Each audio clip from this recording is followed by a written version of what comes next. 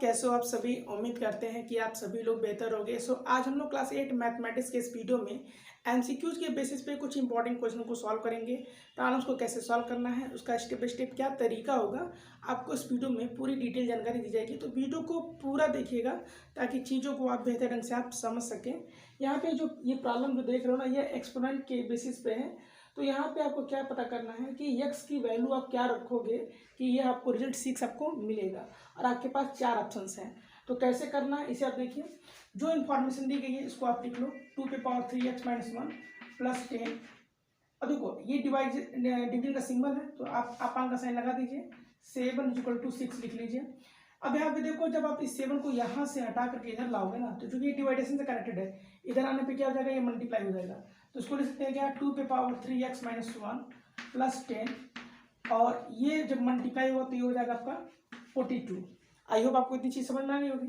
अब यहाँ पे देखो 2⁻³ - 1 और इस 10 को जब आप ट्रांसफर करोगे इधर लाओगे, तो चूंकि ये +10 है, इधर जाने पे क्या हो जाएगा, माइनस हो जाएगा। तो 42 इधर आएगा तो -10 और ये रिजल्ट हो जाएगा 32। इस 32 को अगर हम प्राइम फैक्टराइजेशन करते हैं तो हमें 2⁵ मिलेगा। अब देखो कैसे मिलेगा। देखो प्राइम फैक्टराइजेशन करने का तरीका आपको पता होगा कि 32 को 2 से डिवाइड करो तो 16 मिला, 16 को 2 से डिवाइड किया तो 8 मिला, 8 को 2 से डिवाइड किया तो 4 मिला, 4 को आप 2 से डिवाइड किया तो 2 मिला और 2 को 2 से डिवाइड किया तो 1 मिला। तो चूंकि 2 यहाँ पे 5 टाइम्स आ रहा है, इसीलिए हमने 32 को 2⁵ हमने लिखा है। तो इस चीज़ को मैं थोड़ा सा क्लीन कर दूं ताकि बोर्ड पे थोड़ा जगह हो जाए। तो हमने इस रिजल्ट को किसके बराबर लिखा था, 2⁵ के इक्वल में दिखाया था। अब चूंकि देखो दोनों का बेस सेम है, तो दोनों का बेस सेम है, बीच में इक्वल का साइन है, तो हम यहाँ पे पावर का कंपेरिजन पावर से कर लेंगे। तो देखो यहाँ पे मैं आपको दिखाता हूँ कैलकुलेशन करके। 3x - 1 ये जो है किसके इक्वल है, 5 के। तो अगर आप -1 को ट्रांसफर कर दोगे तो 3x = क्या हो जाएगा, 5 + 1 जो कि हो जाएगा 6 के इक्वल। अब यहाँ पे जैसे ही तुमको x की वैल्यू निकालनी होगी तो क्या करोगे, 3 को हटाओगे, तो 3 हटाओगे ये डिवाइडेशन में चला जाएगा। तो यहाँ पे आपको क्या मिलेगा, 2 मिलेगा। तो जो x की वैल्यू जो आएगी वो 2 आएगी। तो इसमें जो ऑप्शन जो आपका होगा वो कौन सा होगा, ये आपका डी हो जाएगा। तो इस तरीके से आपने देखा कि पहला क्वेश्चन कैसे लगाना है। अब हम लोग देखते हैं दूसरे क्वेश्चन को। अब यहाँ पे देखो आपको करना क्या है कि इस क्वेश्चन को स्टैंडर्ड फॉर्म में लिखना है। तो अगर आप स्टैंडर्ड फॉर्म में लिखते हो तो इन 4 ऑप्शन में से कौन सा ऑप्शन करेक्ट होगा ये आपको पता करना होगा। तो देखो स्टैंडर्ड फॉर्म होता क्या है, अगर मान लो कोई बहुत बड़ा नंबर है जिसको रीड और राइट करने में डिफिकल्टीज होती है तो उसका एक तरीका होता है और उस तरीके को हम लोग कहते हैं स्टैंडर्ड फॉर्म। तो हम करते क्या है कि बड़े से बड़े नंबर को हम m × 10⁻n के फॉर्म में रिप्रेजेंट करते हैं।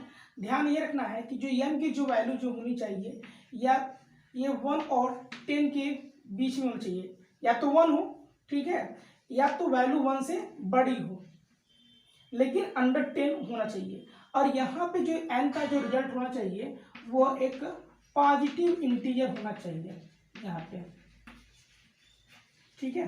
तो अब यहाँ पे कैसे हम इसको रिप्रेजेंट करेंगे, जैसे कि आप देख रहे हो यहाँ पे कि ये जो क्वेश्चन दिया गया है इसमें 3, 6, 7 और ये 4 टाइम्स यहाँ पे 0 यूज हुआ है। तो अब चूंकि बहुत बड़ा नंबर है, अगर मैं इसको 3.67 लिखता हूँ मैं, तो ये नंबर तो जो है इससे बहुत छोटा है। लेकिन ये आपको देखना होगा कि ये जो डेसिमल पॉइंट जो लगा है ये कितने नंबर पहले लगा है, लेकिन किधर से काउंट करेंगे, इधर राइट साइड से काउंट करिएगा। तो 1, 2, 3, 4, 5, 6 यानी 6 नंबर पहले आप लगाए हो तो एज ए पावर के रूप में आप 10 के ऊपर ये 6 आप इंडिकेट कर दोगे। यानी जितने नंबर पहले आप डेसिमल शिफ्ट कर रहे हो उसका पावर जो होगा वो पॉजिटिव के फॉर्म में चला जाएगा। तो इस तरीके से अगर आप देखोगे कि इसमें कौन सा ऑप्शन सही है तो इसमें जो है आपका ये सी वाला ऑप्शन जो होगा वो करेक्ट होगा। अब हम लोग देखते हैं अगले क्वेश्चन को। चलिए देखते हैं इस क्वेश्चन को। यहाँ पे आपको क्या पता करना है कि 4/9 को किस रेशनल नंबर से डिवाइड किया जाएगा कि आपको आंसर -8/15 आएगा। तो चूंकि यहाँ पे नहीं पता है तो यहाँ पे आप कोई लेटर रख सकते हैं ए से लेके जेड तक। तो 4/9 यहाँ पे मान लो हमने वेरिएबल एक्स का यूज कर लिया और हमें -8/15 मिलना है। अब जैसा कि जानते हो कि अगर हम डिवीजन के साइन को मल्टीप्लाई में अगर हम बदल दें तो x का रेसिप्रोकल लिख लेंगे 1/x और इधर हमारा क्या होगा -8/15। तो अब ये तो हो गया आपका 4/9x और इधर है आपका -8/15। चाहो तो आप क्रॉस मल्टीप्लाई कर सकते हो, तो यहाँ पे 15 × 4 कर दो और यहाँ पे 9x × -8 कर लो। आपको क्या पता करना है, आपको पता करना है x, तो x को यहीं छोड़ दो, ठीक है।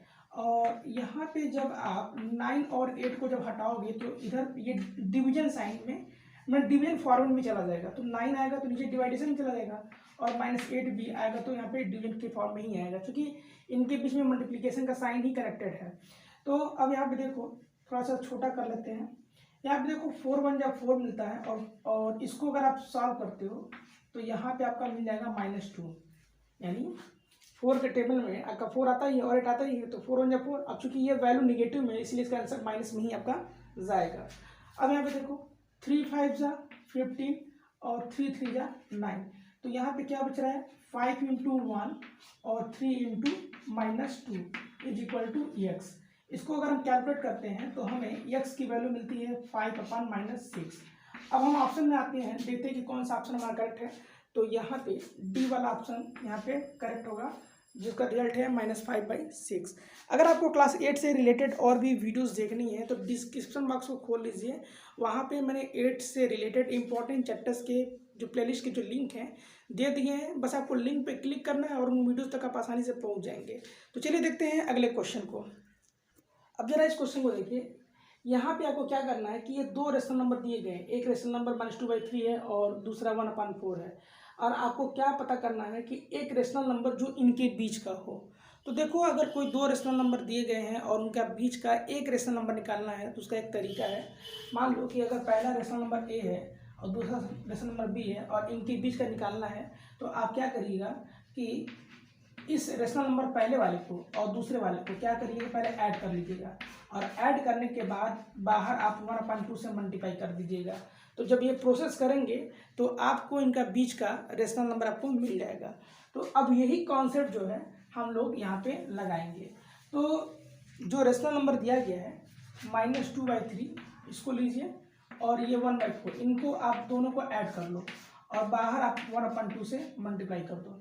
तो अब चूंकि यहाँ पे 3 और 4 ये को प्राइम नंबर है। आपको पता है को प्राइम नंबर क्या होता है? दो ऐसे नंबर जिनके जो HCF जो होगा अगर 1 अगर होता है तो उनको हम को प्राइम बोलते हैं। तो यहाँ पे 3 4 क्या है, को प्राइम नंबर है, तो इनका जो LCM जो होगा वो इन्हीं का ही प्रोडक्ट होगा। तो -2 का मल्टीप्लाई 4 में करोगे तो -8 मिल जाएगा, 3 का मल्टीप्लाई 1 में करते हो तो 3 मिल जाएगा, प्लस यहाँ लगा लो और 3 4 जा 12। इतना तो आपको समझ नहीं रहा होगा, इंटू 1/2। अब यहाँ पे अगर -8 + 3 इनको अगर आप सॉल्व करते हो तो इसका रिजल्ट होगा -5/12 और इंटू 1/2 करते हैं तो हमें रिजल्ट मिलता है -5/24। तो अगर हमें देखना है कि इसमें कौन सा हमारा आंसर सही है तो आपको यहाँ पे डी वाला ऑप्शन दिख रहा होगा, तो ये आंसर आपका सही होगा। अब हम लोग जो है इस वीडियो को लेंथी नहीं करेंगे, एक और क्वेश्चन इंक्लूड करते हैं, देखते हैं कि उस क्वेश्चन को आपको कैसे लगाना है। अब आपको इस आखिरी क्वेश्चन में ये पता करना है कि यहाँ पे जो 4 ऑप्शंस दिए गए हैं, इन 4 ऑप्शन में से कौन सा एक ऐसा ऑप्शन होगा जो पाइथागोरियन ट्रिपलेट का एक एग्जाम्पल है। और आपको पता होना चाहिए भाई पाइथागोरियन ट्रिपलेट होता क्या है। अगर मान के चलिए अगर आपके पास 3 नंबर ऐसे हों m n and p, तो किन्हीं दो का स्क्वायर सम अगर थर्ड के स्क्वायर के इक्वल अगर होता है तो हम m n p को हम क्या कहेंगे, हम पाइथागोरियन ट्रिपलेट कह सकते हैं। अगर आप मेरी बात नहीं समझ पाए तो उसको आप ऐसे समझ सकते हैं, अगर मान लीजिए अगर हम m का स्क्वायर कर लें और n का स्क्वायर कर लें तो इन दो का स्क्वायर सम अगर इस तीसरे नंबर के स्क्वायर के अगर इक्वल होगा तभी आप m n p को हम पाइथागोरियन ट्रिपलेट हम कह सकते हैं। तो कॉन्सेप्ट तो मैंने आपको समझा दिया, अब आपको देखना है कि ऐसा कौन सा होगा।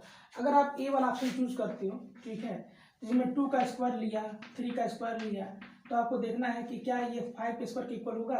तो यहाँ पे देखो 2 का स्क्वायर 4, 3 का स्क्वायर 9 और 5 का स्क्वायर 25 हो रहा है। अब यहाँ हो रहा है 13, यहाँ और 25, तो ये तो इक्वल हुआ नहीं, तो यहाँ पे पहला ऑप्शन ए आपका होगा नहीं। इसी तरीके से अगर आप दूसरे वाले ऑप्शन को अगर आप चेक करते हैं, ठीक है, तो यहाँ पे आप देखिए 5 का स्क्वायर प्लस 7 का स्क्वायर इज इक्वल टू 9 का स्क्वायर। तो 5 का स्क्वायर 25, 7 का स्क्वायर 49, 9 का स्क्वायर 81। अगर इनका ऐड देखो तो इसका रिजल्ट इसके इक्वल होगा ही नहीं, तो ये वाला ऑप्शन भी आपका मैच नहीं करेगा।